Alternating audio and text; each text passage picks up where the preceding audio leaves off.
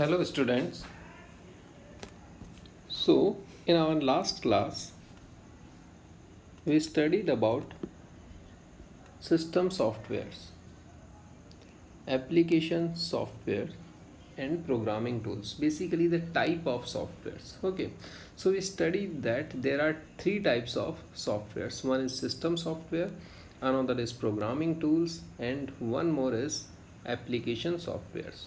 Okay, so today we will discuss about the system softwares, and in the next lecture we will discuss about the application softwares. Programming tools is not in our syllabus. I have given an example that compiler comes into the programming tools category. Okay, so let's discuss about the system software. So you can have a roughly idea about system software is that कि सबसे पहले हमारे पास hardware होता है, ठीक है। Hardware के ऊपर जो बेसिकली जो इम्पोर्टेंट सॉफ्टवेयर होता है जो डायरेक्टली हार्डवेयर से कनेक्टेड होते हैं और जो हार्डवेयर के रन होने के लिए ज़रूरी होते हैं कि उनके बिना जो है हार्डवेयर प्रॉपरली फंक्शन नहीं करेंगे। बेसिकली जो हार्डवेयर से डायरेक्टली कनेक्टेड होते हैं, ठीक है, तो वो जो होते हैं हमारे सिस्टम सॉफ्टवेयर होते हैं। और एक सिस्टम सॉफ्टवेयर के ऊपर एक और लेयर होती है सॉफ्टवेयर की, जो हमारे पास एप्लीकेशन सॉफ्टवेयर होती है, जो कि सिस्टम सॉफ्टवेयर के ऊपर एक लेयर होती है, ठीक है।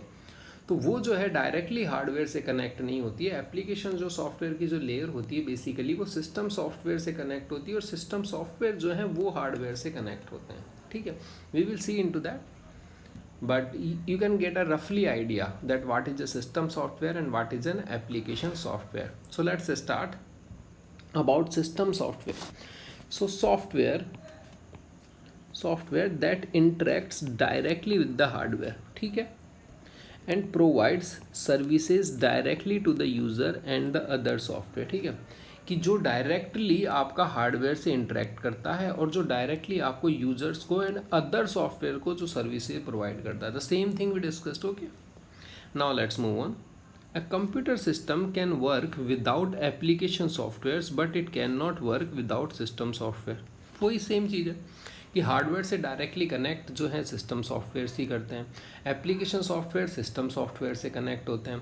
तो जो सिस्टम सॉफ्टवेयर है उसके बिना तो हार्डवेयर वर्क कर ही नहीं सकता, ठीक है। Now the examples of A system software क्या क्या होंगे आपके? तीन होते हैं बेसिकली। एक तो होता है ऑपरेटिंग सिस्टम्स, एक होता है सिस्टम यूटिलिटीज़, और एक होता है आपका डिवाइस ड्राइवर्स, ठीक है। ये तीन होते हैं। ऑपरेटिंग सिस्टम तो देखो, तो बेसिकली तीन टाइप के आपके सिस्टम सॉफ्टवेयर होते हैं। एक ओएस हो गया, एक सिस्टम यूटिलिटीज़ हो गया, और एक डिवाइस ड्राइवर हो गया।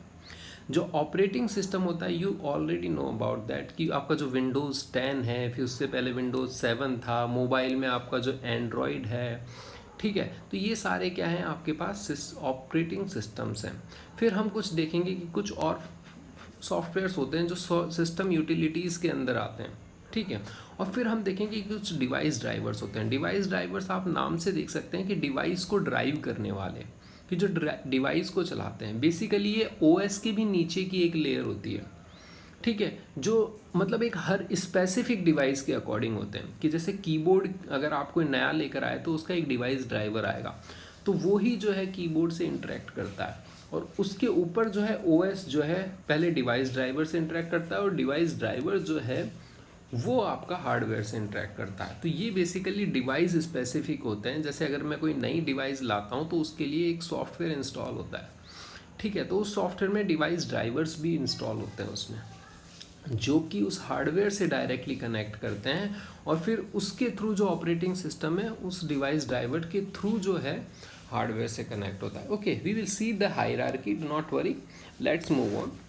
सो operating system, first operating system, software which operates the system, ठीक है, कि जो कि पूरे सिस्टम को, जो पूरे कंप्यूटर सिस्टम को जो पूरा ऑपरेट करता है उसे ऑपरेटिंग सिस्टम कहते हैं। जैसे विंडोज़ 10 है, ठीक है, वही जैसे नेम है ऑपरेटिंग सिस्टम, मतलब operate the systems, and provides access and security to the user. देखो अब कोई यूज़र है, उसके अलग अलग अकाउंट होते हैं, हम कई अकाउंट बना सकते हैं कंप्यूटर सिस्टम पे। ऑपरेटिंग सिस्टम में कई सारे अकाउंट बना सकते हैं। अकाउंट का मतलब है कि एक सिक्योरिटी भी प्रोवाइड होती है, एक ऑथेंटिकेशन होता है। तो ये बेसिकली क्या देता है? एक सिक्योरिटी देता है, एक्सेस देता है यूज़र को, ठीक है। Provide services to the other software, कि जो और सॉफ्टवेयर होते हैं वो डायरेक्टली रन नहीं कर सकते हार्डवेयर पर, वो आपके ओएस के थ्रू ही कनेक्ट करते हैं हार्डवेयर से, ठीक है। तो बेसिकली वो हार्डवेयर ओएस से कनेक्ट करते हैं, ओएस हार्डवेयर से। तो कह सकते हैं कि ये जो प्रोवाइड्स है services to the other softwares, ठीक है। एग्जाम्पल्स क्या क्या होते हैं देखो इसमें ऑपरेटिंग सिस्टम में, एक तो विंडोज़ होता है, लिनक्स होता है, मैकिनटॉश होता है। हमने देखा था कि जो एप्पल के जो लैपटॉप्स और कंप्यूटर आते हैं उसमें कौन सा ओएस होता है, मैकिनटॉश। उबंटू होता है, हमने देखा कि जो लिनक्स होता है बेसिकली लिनक्स का ही एक डिस्ट्रीब्यूशन होता है उबंटू, ठीक है। अलग अलग टाइप के लिनक्स होते हैं बेसिकली, तो लिनक्स का एक टाइप जो है वो उबंटू है। ऐसे ही हमारे पास एंड्रॉयड ऑपरेटिंग सिस्टम होता है, और आईओएस जो क्या होता है, एप्पल के जो मोबाइल फ़ोन्स आते हैं, जो आईपैड्स आते हैं, उनमें जो ओएस होता है वो आईओएस होता है, ठीक है। तो let's now move on to the system utilities. System utilities क्या होती है, are softwares which are used for the maintenance and configuration of the computer system. अब ये वो सॉफ्टवेयर हैं जो कि किसी भी सिस्टम के मेंटेनेंस के लिए और कॉन्फ़िगरेशन के लिए ज़रूरी होता है। अब ठीक है, इसके कुछ एग्जांपल्स ध्यान में रखो कि एक तो होता है डिस्क डीफ्रैगमेंटेशन, एक होता है डिस्क फॉर्मेटिंग, एक होता है एंटीवायरस, एक होता है डिस्क क्लीनर। देखो 3 में डिस्क आ रहा है, disk defragmentation, disk formatting, disk cleaner और एक एंटीवायरस, ठीक है।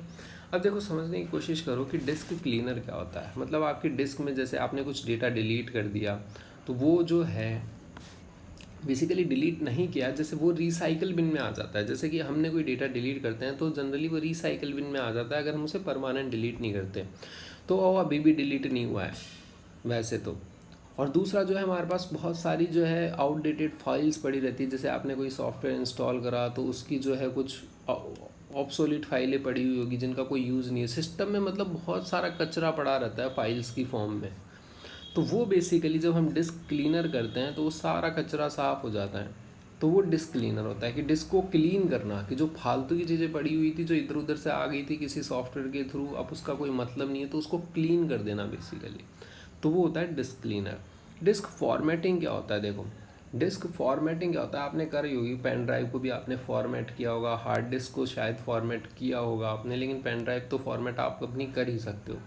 फॉर्मेट का बेसिकली क्या होता है कि वही होता है कि एक तरह से जो आपकी पूरी जो कि पूरी की पूरी जो हार्ड डिस्क है या पूरी की पूरी जो पेन ड्राइव है उसको एकदम क्लीन कर देना। फॉर्मेट जब आप कर देते हो ना तो डेटा रिकवर भी नहीं हो सकता अब आपका, कि वो पूरा बिट लेवल पे उसको चेंज कर देता है। वैसे फॉर्मेट के मेथड्स भी होते हैं कई अलग अलग, कि क्विक फॉर्मेट होता है, एक स्लो प्रोसेस होता है। तो स्लो प्रोसेस में वो अच्छे से डिलीट कर देता है, अब आप बिल्कुल भी रिकवर नहीं कर सकते। फास्ट में थोड़ा सा आप कर सकते हो रिकवर अगर आपने और अच्छे से रिकवरी मेथड्स लगाए हैं तो फॉर्मेट बेसिकली यही होता है कि एक तरह से जो आपकी पूरी हार्ड डिस्क है उसको अच्छे से क्लीन कर देना, एकदम साफ़ सफाई कर देना, कि अगर आप रिकवरी करने की कोशिश करो तो भी रिकवर इतनी आसानी से अब नहीं होगा डेटा आपका।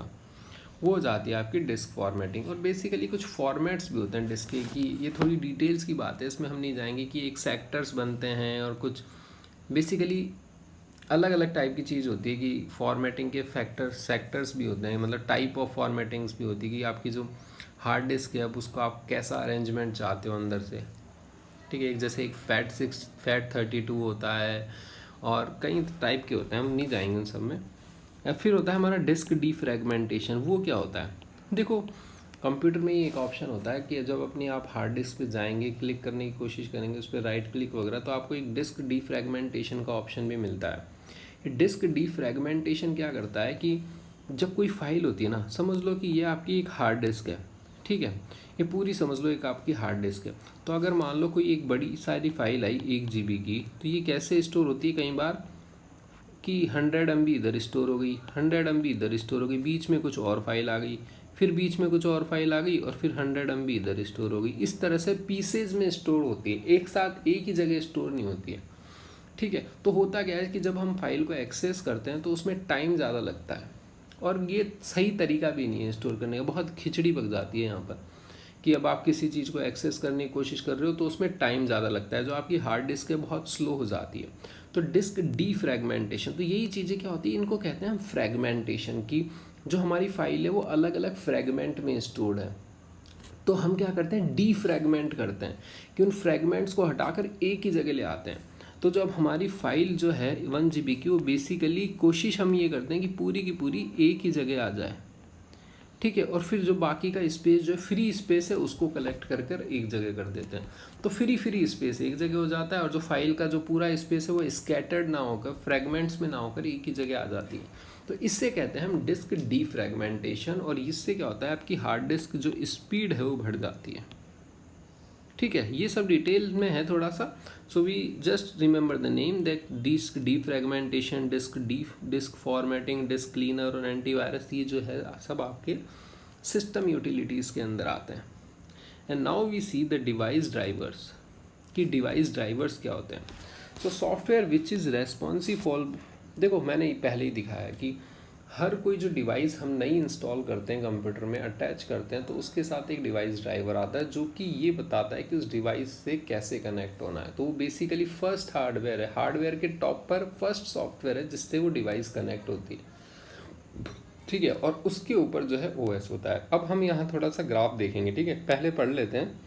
Device driver software which is responsible for the proper functioning, control and management, की proper functioning, control and management of a particular device at the hardware level, ठीक है। मतलब वो सॉफ्टवेयर जो किसी भी डिवाइस के प्रॉपर फंक्शनिंग के लिए, कंट्रोल के लिए एंड मैनेजमेंट के लिए हार्डवेयर लेवल पर रेस्पॉन्सिबल है, उससे कहते हैं डिवाइस ड्राइवर। तो ये तो डेफिनेशन होगी, ठीक है। सो हम देख लेते हैं कि एक इंटरफेस होता है between the device and operating system, ठीक है। अब देख लो, ऑपरेटिंग सिस्टम और डिवाइस के बीच में भी डिवाइस ड्राइवर्स आ जाते हैं। सो लेट अस सी नाउ। तो सबसे पहले क्या होता है, हमारा यूज़र होता है। यूज़र किससे इंटरेक्ट करता है, यूज़र इंटरफेस के यूज से जो है आपका एप्लीकेशन सॉफ्टवेयर या प्रोग्रामिंग टूल से इंटरेक्ट करता है। और ये जो है दो हमारे, वो इंटरेक्ट करते हैं आपके सिस्टम यूटिलिटीज से, या फिर OS से भी आप कर सकते हो, और OS जो है वो आपका डिवाइस ड्राइवर से इंटरेक्ट करता है। तो बेसिकली जनरली हम क्या करते हैं कि जनरली हम सिस्टम यूटिलिटीज़ का यूज़ करते हैं, और सिस्टम यूटिलिटीज़ जो है हमारी OS से डायरेक्ट इंटरेक्ट करती है, और OS जो है हमारा वो डिवाइस ड्राइवर से डायरेक्ट इंटरेक्ट करता है। डिवाइस ड्राइवर्स जो हैं वो बेसिकली हार्डवेयर से इंटरेक्ट करते हैं। तो ये जो 3 कैटेगरीज हैं हमने देखी, ये सिस्टम सॉफ्टवेयर्स के अंदर आती है। तो ये जो है ये 3 कैटेगरीज, ये तो होगी आपकी सिस्टम सॉफ्टवेयर, ये आपका एप्लीकेशन सॉफ्टवेयर, और ये आपका प्रोग्रामिंग टूल्स। और ये 3 तरह के सॉफ्टवेयर हमने पढ़े थे। प्रोग्रामिंग टूल्स हमारे सिलेबस में नहीं है, एप्लीकेशन सॉफ्टवेयर हम नेक्स्ट क्लास में देखेंगे। और इस क्लास में हमने सिस्टम सॉफ्टवेयर्स देखा, सिस्टम यूटिलिटीज़ देखा, OS देखा, ड्राइवर्स देखा, हार्डवेयर कैसे कनेक्ट होता है ये देखा, ठीक है। So that's